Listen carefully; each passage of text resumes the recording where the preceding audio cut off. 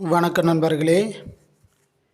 நம் பதிவை பிடித்திருந்தால் லைக் பண்ணுங்கள், ஷேர் பண்ணுங்கள், சப்ஸ்கிரைப் பண்ணுங்கள். ஒரு வழியாக கடந்த 12/10/2025 அன்று பிஜிடிஆர்பி தேர்வு முடிந்தது. அதுக்கப்புறம் பார்த்தோன்னா டென்டேட்டிவ் ஆன்சர் கீ விடப்பட்டது. அதுக்கப்புறம் எல்லோரும் சரி பண்ணியிருப்பீங்க. அதுக்கப்புறம் நிறைய சோஷியல் மீடியாவில் தமிழ் தகுதி தேர்வு தோல்வியடைந்திருப்பதாக ஒரு செய்தியும் வெளியாகிருந்தது. இதனை தொடர்ந்து நேற்று பார்த்திங்கன்னா டிஎன் டெட்டு பேப்பர் 2 நடைபெற்றது. இது ஓரளவுக்கு சைக்காலஜி இங்கிலீஷ்லாம் ரொம்ப ரொம்ப டஃப்பாக தான் கேட்டிருந்தாங்க. ஸோ இந்த எக்ஸாமும் முடிந்து விட்டது. தற்போது நமக்கு என்ன வாய்ப்பு இருக்குது அப்படின்னு சொல்லி பார்க்கும்போது நண்பர்களே நல்லா நோட் பண்ணிக்கிங்க. நமக்கு நிறைய வாய்ப்பு கொட்டி கிடக்குது. சரிங்களா? இந்த வாய்ப்பை பயன்படுத்துறது நம்ம கையில் தான். எப்பயுமே நம்ம எக்ஸாமுக்கு நோட்டிஃபிகேஷன் வந்தால் தான் படிக்கிறதுக்கே ஸ்டார்ட் பண்ணுவோம். அது முற்றிலும் தவறான ஒரு விஷயம். நீங்கள் கம்மிங் பிஜிடிஆர்பி 2026 கண்டிப்பாக நிச்சயமாக நமக்கு பிஜிடிஆர்பி எக்ஸாம் கண்டிப்பாக வரும். அப்படி வரும் பட்சத்தில் நீங்கள் என்ன பண்ணணுன்னா, நீங்கள் இப்போதே சரிங்களா தேர்வுக்கு பிஜிடிஆர்பி தேர்வுக்கு இப்போதிலிருந்தே நீங்கள் படிக்க ஆரம்பிச்சிடணும். இல்லைன்னா ரொம்ப ரொம்ப ரொம்ப ரொம்ப ரொம்ப கஷ்டமாக போயிடும். குறிப்பாக இந்த வருடம் அதாவது 2025 எப்படி நம்ம டிஆர்பி எக்ஸாம் எழுதி தேர்வு டென்டேட்டிவ் ஆன்சர் கீ விடப்பட்டும்போது எப்படி நம்ம மனசு ஃபீலிங்காக இருந்ததோ அதே மாதிரி தான் மீண்டும் 2026 ஒரு நிலைமைக்கு ஆளாகிடுவோம். எனவே தயவுசெய்து நோட்டிஃபிகேஷன் வரும் வரை காத்திருக்காமல் நீங்கள் இப்போதிலிருந்தே புள்ளியார் சொல்லி போட்டுருங்க. முதல்ல சிலபஸை கையில் ஒரு பிரிண்ட் அவுட் எடுங்க. தயவுசெய்து சிலபஸ் ஒரு பிரிண்ட் அவுட் எடுங்க, கையில் வைத்து கொள்ளுங்கள். முதல்ல சிலபஸை பார்த்தீங்கன்னா நீங்கள் முழுமையாக படிக்க ஆரம்பிங்க. அதுக்கு ஒரு வாரம் கூட எடுத்துக்கோங்க. முழுமையாக படிங்க. சரிங்களா? அப்போ அந்த சிலபஸ்ஸு 10 யூனிட்டுன்னா 10 யூனிட்டு நீங்கள் படித்து பாருங்கள். பார்த்துட்டு அந்த யூனிட்டு எங்கெல்லாம் கவர் ஆகுது, யூஜியில் இருக்கா, பிஜியில் இருக்கா, இல்லை 11th 12th ஸ்கூல் புக்கில் இருக்கா, இல்லை 10th இருக்கா, இதெல்லாம் கொஞ்சம் அனலைஸ் பண்ணுங்கள். இந்த ஒரு வாரம் அதுக்கு டைம் எடுத்துக்குங்க. சரிங்களா? அந்த ஒரு வாரம் டைம் எடுத்து நீங்கள் எங்கெங்கே இருக்குதுன்னு சொல்லி கேதர் பண்ணுங்கள். அதுக்கப்புறம் பார்த்தீங்கன்னா நீங்கள் அது சம்மந்தமான மெட்டீரியல்களை கலெக்ட் பண்ணுங்கள். முதல்ல கலெக்ட் பண்ணுங்கள். சரிங்களா? இதுக்கு ஒரு 1 month எடுத்துக்குங்க. எங்கெங்கே அந்த 10 யூனிட்டுக்கு மெட்டீரியல் இருக்கோ தயவுசெய்து மெட்டீரியல் கலெக்ட் பண்ணுங்கள். சரிங்களா?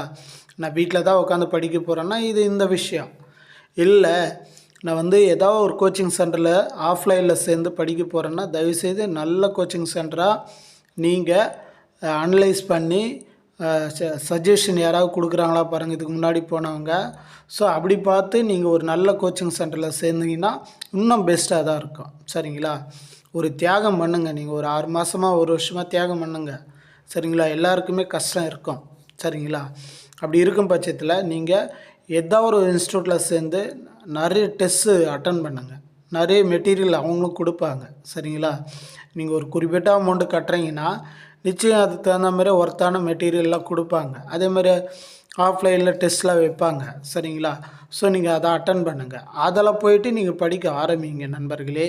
சரிங்களா? வீட்டில் உட்காந்து படிக்கிறவங்களுக்கு மெட்டீரியல் கலெக்ட் பண்ணிடணும். இல்லை நான் கோச்சிங் சென்டரில் போகிறேன் அப்படின்னு சொன்னால் நீங்கள் அங்கே உங்களுக்கு மெட்டீரியல் கொடுப்பாங்க, டெஸ்ட் வைப்பாங்க, நீங்கள் அதை பார்த்துக்குங்க. இல்லை நான் மெட்டீரியலும் கலெக்ட் பண்ணுறேன், ஆன்லைன்லேயும் ஜாயின் பண்ணி டெஸ்ட்லாம் நிறைய அட்டன் பண்ணுறேன்னா அதுக்கு நிறைய ஆப்ஷன்ஸ் இருக்குது. சரிங்களா?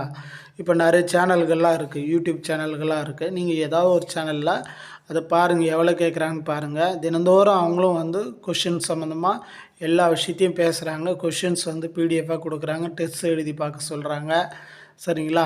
அது அவங்க டிஸ்கஷன் பண்ணுறாங்க. ஸோ இது மாதிரி நீங்கள் ஆன்லைன்லேயும் சேர்ந்து படிங்க. சரிங்களா? ஏதாவது ஒரு வழி பிடிச்சிக்கிட்டு நீங்கள் இதை ஏறிக்கை தான் வேண்டாம். சரிங்களா? ஒரு கயிறு பிடித்து கொண்டு எப்படி ஏறுறோமோ அது மாதிரி ஏறிக்கிங்க நண்பர்களே. ஏன்னா பார்த்தீங்கன்னா நீங்கள் நோட்டிஃபிகேஷன் வந்தால் படிக்கிறேன் அதுக்கப்புறம் உட்கார்றேன்னு சொன்னால் மீண்டும் அதே நிலைமை தான். அப்புறம் 2027 தான்.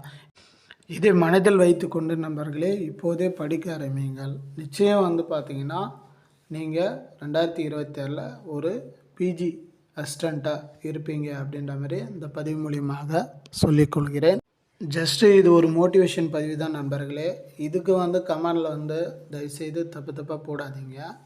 நாங்கள் வந்து படிக்கிற ஒரு 1000 பேர் இருக்கிறாங்களா, அந்த 1000 பேரில் வந்து பார்த்திங்கன்னா ஒரு 100 பேர் இல்லைன்னா ஒரு 10 பேர் இல்லைன்னா ஒருத்தர் வந்து நம்ம ஸ்பீச் கேட்டு அவங்க வந்து கண்டிப்பாக ஒரு நல்ல நிலைமைக்கு வரணும் அப்படின்ற ஒரு எண்ணத்தோடு தான் நாங்கள் போடுறோம். சரிங்களா? இதுக்கு போய்ட்டு நீங்கள் வீடியோ போடாதீங்க, அதை பண்ணாதீங்க, இதை பண்ணாதீங்க அப்படிலாம் வந்து தயவுசெய்து யாரும் சொல்லாதீங்க. விருப்பப்பட்டால் பாருங்கள், விருப்பம் இருந்தால் பாருங்கள். சரிங்களா? என்னுடைய பேச்சு கேட்டு யாரோ ஒருத்தர் வந்து முன்னேறினா கூட, ஒருத்தர் வந்து பிஜி அசிஸ்டண்ட் ஆனால் கூட அது எனக்கு தான் பெருமை. எனவே வந்து தேவையில்லாமல் கமெண்ட்ஸ்லாம் போடாதீங்க. உங்களுக்கு விருப்பப்பட்டால் பாருங்கள், இல்லைன்னா விட்டுருங்க. நான் முதல்ல அதுதான் நிறைய வீடியோக்களில் நான் வந்து பதிவு பண்ணியிருப்பேன். தயவுசெய்து பிடித்திருந்தால் மட்டுமே பார்க்க வேண்டும், பிடிக்கவில்லை என்றால் விட்டுருங்க, அவ்வளோதான். சரிங்களா? இதால் வந்து ஒன்றும் ஆக போகிறதில்ல. எனவே இதை மனதில் வைத்துக்கொண்டு நல்ல தேர்வர்களுக்கு நாங்கள் அட்வைஸ் பண்ணுறோம், அவ்வளோதான். சரிங்களா? சரி நண்பர்களே, அதே மாதிரி வந்து பார்த்தோன்னா வெகு சீக்கிரத்தில் வந்து பிஜிடிஆர்பி ரிசல்ட் வந்து வெளியாகும் அப்படின்ற மாதிரி எதிர்பார்க்கப்படுகிறது. அதுக்கும் வந்து தேர்வர்கள் வந்து கொஞ்சம் நல்லா பண்ணியிருக்கீங்க அப்படின்னா நம்ம முன்கூட்டியே பல வீடியோக்களில் சொன்ன மாதிரி நீங்கள் என்னென்ன டாக்குமெண்ட்டு தேவையோ, என்னென்ன விஷயங்கள் வந்து தேவையோ அது இப்போலேருந்தே கலெக்ட் பண்ணி வைத்து கொள்ளுங்கள். ஏன்னா அதுக்கப்புறம் வந்து டைம் கொடுக்க மாட்டாங்க. டைம் கொடுப்பாங்க, டைம் கொடுத்தாலும் வந்து பார்த்தோன்னா ஒரு ஷார்ட்டான டைம் தான் இருக்கும். சரிங்களா? அந்த ஷார்ட் டைம்லேயே வந்து பார்த்திங்கன்னா நம்ம எல்லாத்தையும் ரெடி பண்ணுறது ஒரு குதிரை கொம்பாக தான் இருக்கும். எனவே வந்து நீங்கள் இப்பயே வந்து என்னென்ன தேவைப்படுதோ அதெல்லாம் ரெடி பண்ணி வைத்துக்கொண்டு நீங்கள் தயாராக இருங்க. அது ரிசல்ட்டுன்றது ஃபைனல் ஆன்சருக்கு விட்டு உடனடியாக விட்டுருவாங்க, சிவி லிஸ்ட்டு கூடயே விட்டுருவாங்க. அதுதான் வந்து மிகப்பெரிய ஒரு விஷயம். எனவே வந்து நம்ம பார்த்துக்கலாம், சிவி லிஸ்ட்டு வந்த பிறகு எல்லாத்தையும் ரெடி பண்ணிக்கலாம் அப்படிலாம் சொல்லாதீங்க. தயவுசெய்து அதுவும் வந்து ரெடி பண்ணிக்கோங்க.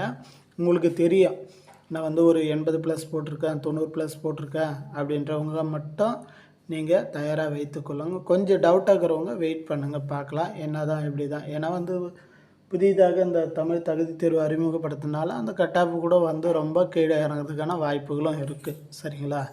இதாக இருந்தாலும் ஒரு ஃபைனல் ஆன்சருக்கு விடும்போது நமக்கு டக்குன்னு என்ன ஐடியான்னு தோன்றிவிடும். சரிங்களா?